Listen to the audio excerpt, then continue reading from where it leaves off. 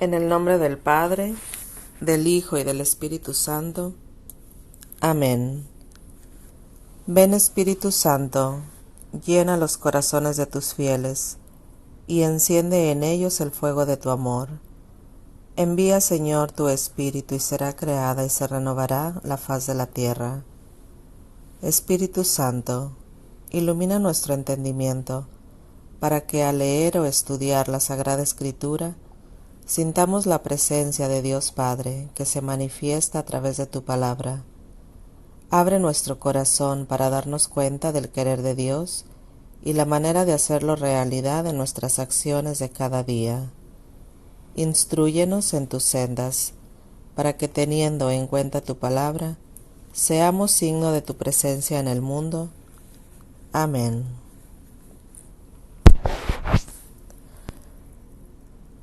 Lectura del segundo libro de Crónicas, capítulos 1 y 2.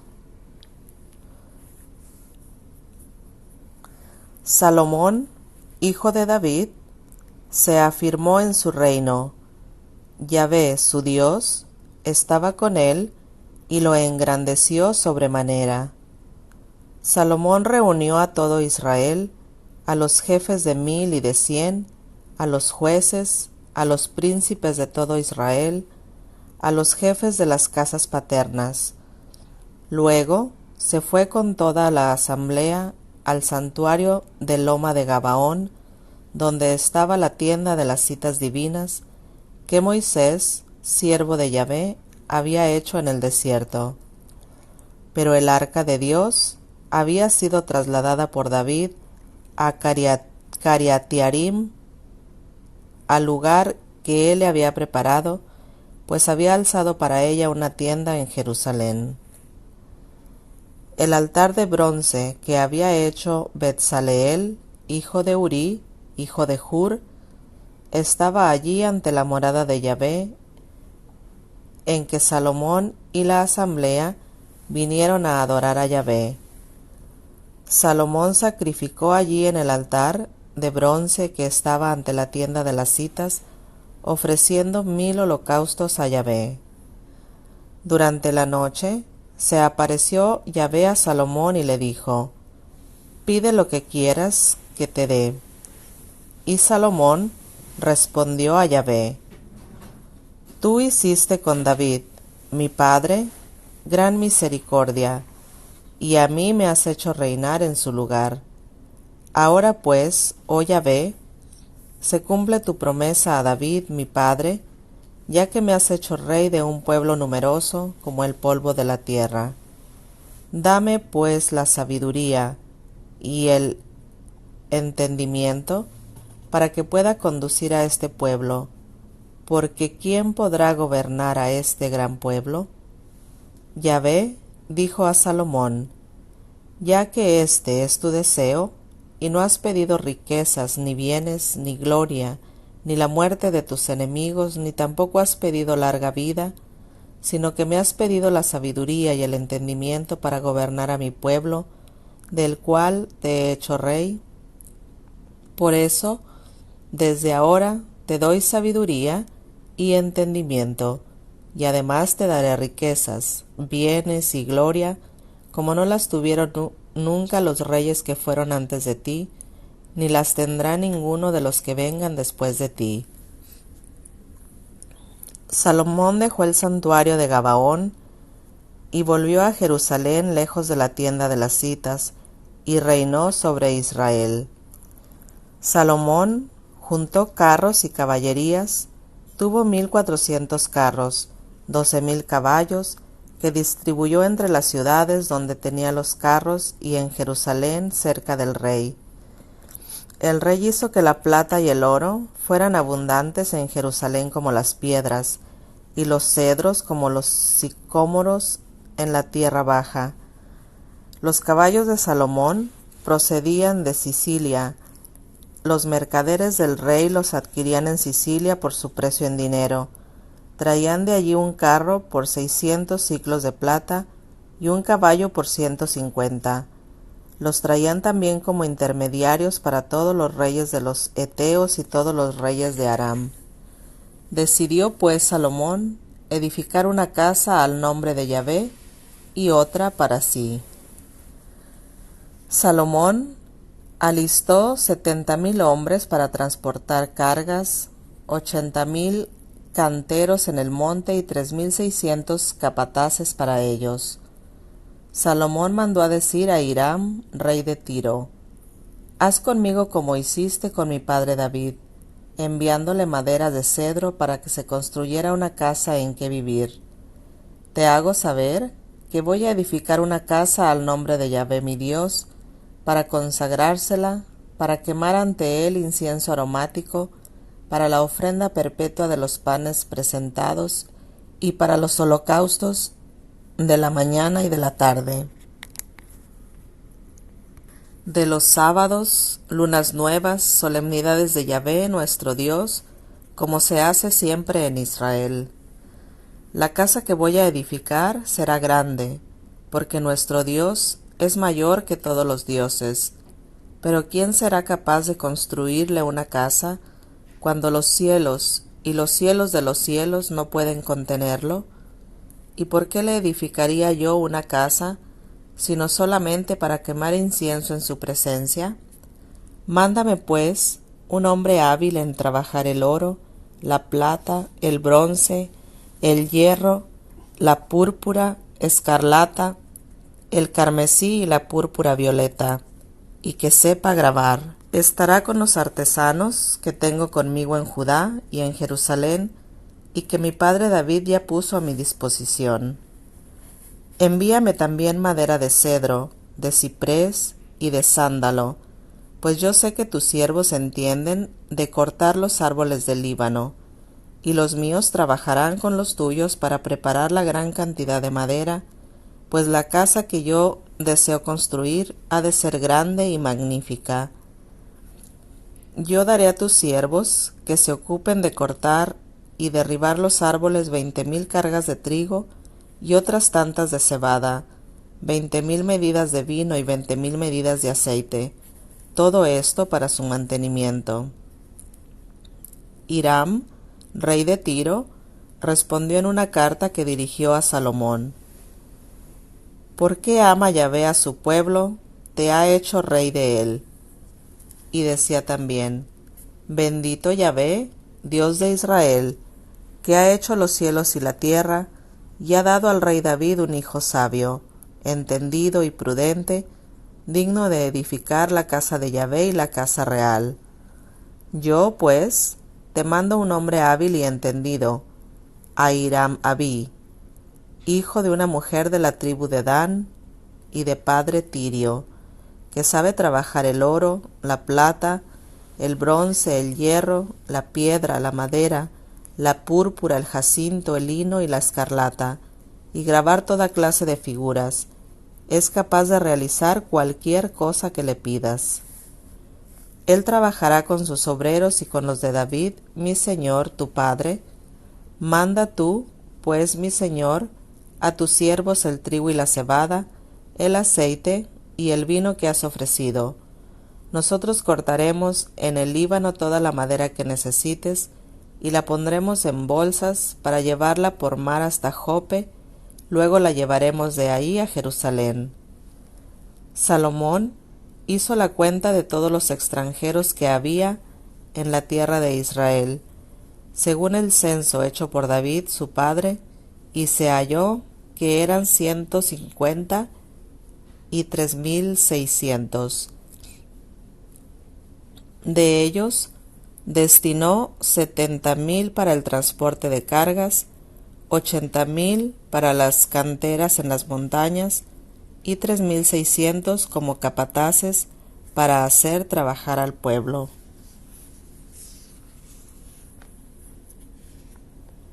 Palabra de Dios. Te alabamos, Señor.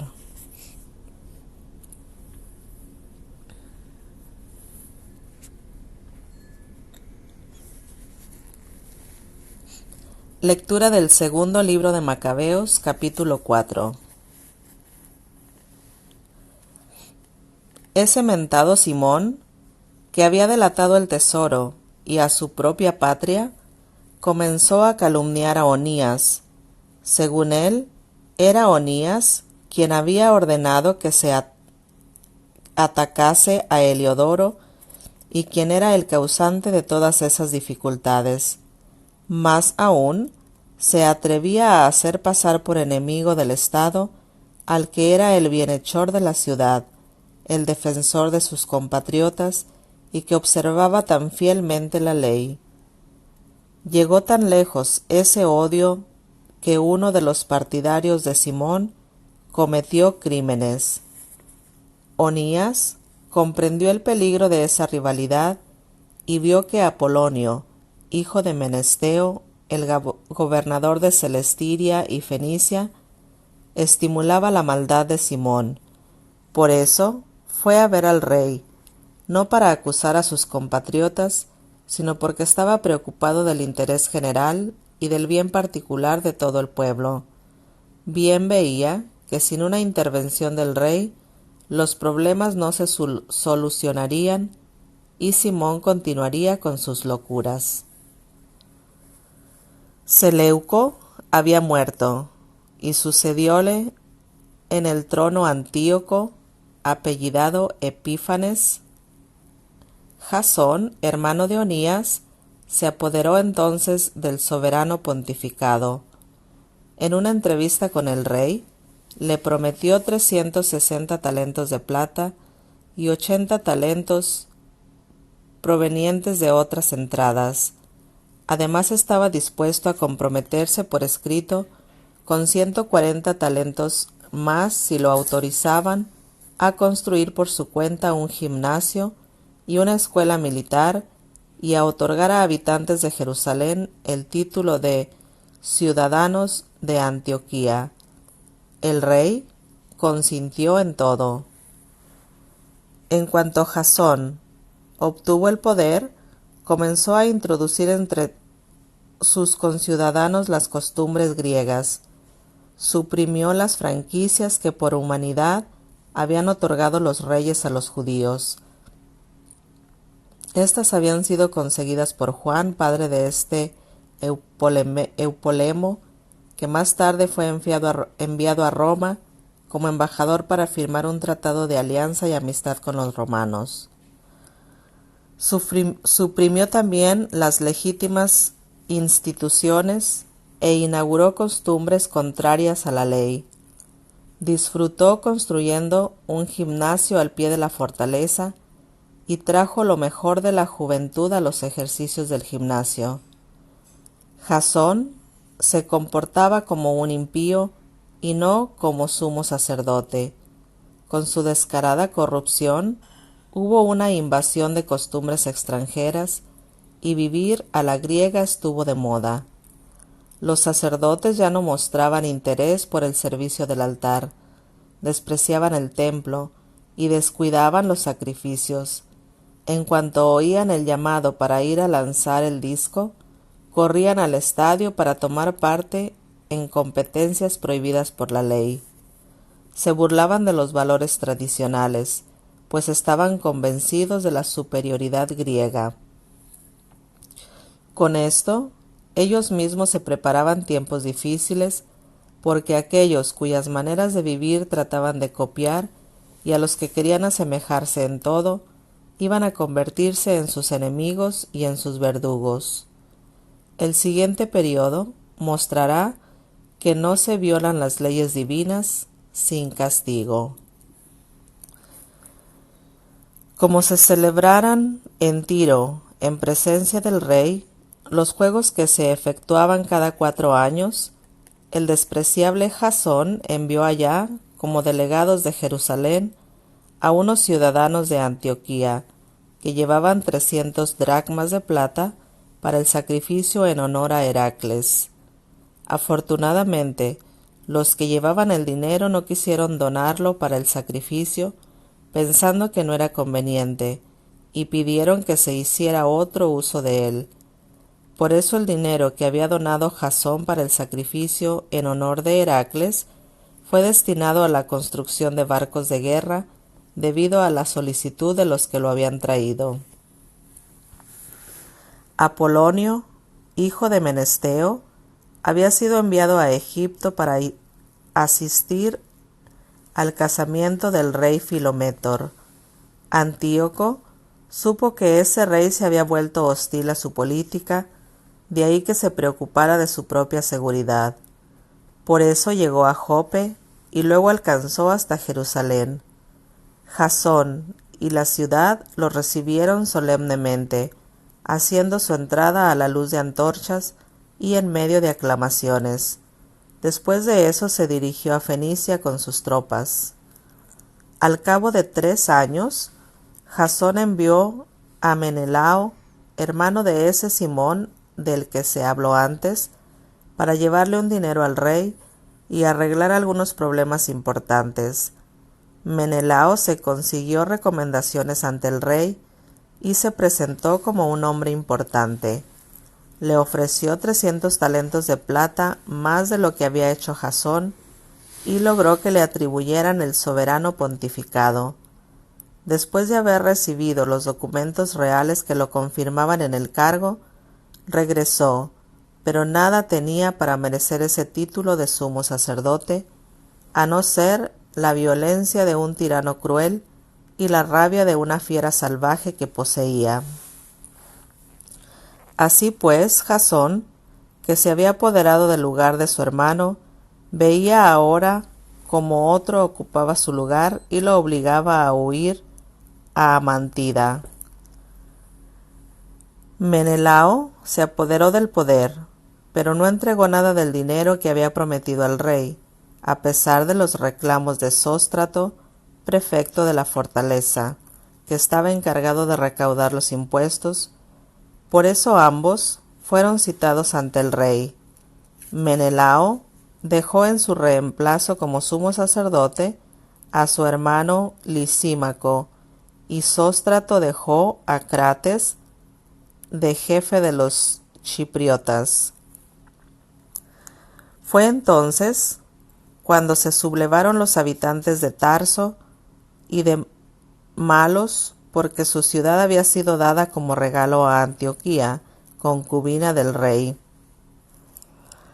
El rey partió inmediatamente para allá con el fin de arreglar ese asunto, dejando como reemplazante a Andrónico, alto funcionario. Menelao pensó que era el momento propicio para sustraer algunos vasos de oro del santuario y ofrecerlos a Andrónico. Logró vender otros en Tiro y en las ciudades vecinas. Cuando Onías lo supo con certeza, fue a refugiarse en un lugar de asilo en Dafne, cerca de Antioquía, y desde allí lo denunció. Por eso Menelao habló en privado con Andrónico y lo presionó para que asesinara a Onías. Andrónico fue pues a ver a Onías con malas intenciones. Le hizo un juramento, teniéndole la mano derecha, y lo convenció, a pesar de las sospechas de éste, a salir de su asilo. En cuanto salió, le dio muerte sin el menor respeto por la justicia. No solo los judíos, sino también muchos de los no judíos quedaron indignados y encontraron escandaloso el criminal asesinato de ese hombre. Cuando el rey volvió de la región de Sicilia, los judíos de la ciudad y los griegos, que detestaban el mal, fueron a verlo para hablarle del injusto asesinato de Onías. Al acordarse de la sabiduría y de la irreprochable vida de la víctima, Antíoco lloró, pues estaba sinceramente apenado y conmovido hasta lo más profundo de su ser. Luego se apoderó de él la ira, le quitó su cargo a Andrónico y le ordenó que le rasgaran su ropa. Hizo pasear a ese asesino por toda la ciudad y mandó ejecutarlo en el mismo lugar donde había asesinado a Onías. Así fue como el Señor le dio el castigo que merecía. Durante ese tiempo, Lisímaco, de acuerdo con Menelao, había cometido muchos robos sacrílegos en la ciudad. Como el rumor crecía, el pueblo se rebeló contra Lisímaco después que muchos de los objetos de oro habían ya salido. Para reprimir el levantamiento del pueblo encolerizado, Lisímaco armó a cerca de 3,000 hombres y adoptó la vía de la violencia. Había puesto al frente de ellos a un tal Auranos, tan loco como viejo. Al verse atacados por Lisímaco, unos tomaron piedras, otros palos, y otros terceros tomaron en sus manos brasas que allí había, y todos juntos se lanzaron en medio de la trifulca contra la gente de Lisímaco, a tal extremo que muchos de estos quedaron heridos y algunos hasta muertos. Hicieron huir a los demás y lincharon cerca del tesoro al sacrílego ladrón. Por todos esos hechos se inició un proceso contra Menelao. Cuando el rey llegó a Tiro, 3 hombres enviados por los ancianos fueron a exponerle su acusación. Al verse perdido, Menelao prometió una gruesa suma de dinero a Ptolomeo, hijo de Dorimenes, para que intercediera por él ante el rey. Ptolomeo llevó al rey aparte bajo una galería con el pretexto de tomar el fresco y le hizo cambiar de decisión. El rey reclamó a Menelao inocente de todos esos cargos, siendo en realidad que era culpable de todos esos males, y condenó a muerte a unos desdichados que habían sido declarados inocentes, incluso entre los bárbaros. Esos hombres que habían asumido la defensa de la ciudad, del pueblo y de los objetos sagrados, sufrieron inesperadamente esa pena injusta. Hasta los mismos habitantes de Tiro quedaron escandalizados e hicieron a las víctimas solemnes funerales. Menelao, por su parte, conservó su cargo gracias a la gente en el poder que solo estaba interesada en el dinero. Siguió creciendo en su mal y en crueldad, siendo el látigo de sus compatriotas.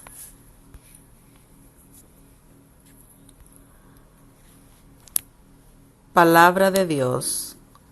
Te alabamos, Señor. Es tu promesa, más que la miel en mi boca. Amo tu palabra, Señor. Confío en tu palabra, Señor. No quites de mi boca tu palabra de verdad. Amo tu palabra.